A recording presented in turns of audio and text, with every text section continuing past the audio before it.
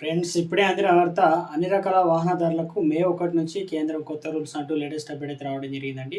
So ఆ వివరాలు ఏంటనేది వీడియోలో తెలుసుకుందాం. వీడియోని స్కిప్ చేయకుండా పూర్తిగా చూడండి. కంప్లీట్ ఇన్ఫర్మేషన్ అయితే అర్థమవుతుందండి.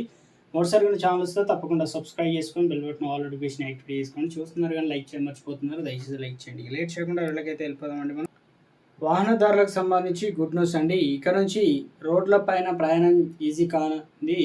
వచ్చే నెల మే 2025 నుంచి దేశంలో టోల్ వసూలు విధానం విప్లవాత్మక మార్పులు అమల్లోకి రానున్నాయి.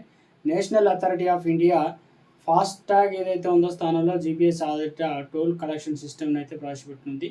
మే 1 తేదీ నుంచి ఈ కొత్త విధానం అమల్లోకి అయితే వస్తుందన్నమాట. కొత్తగా జీపీఎస్ ఆధారిత టోల్ విధానంపై కేంద్ర రోడ్డు రవాణా శాఖ నితిన్ గడ్కరీ ఇటీవల నాగపూర్లో కీలక ప్రకటన చేసిన విషయం తెలిసిందే.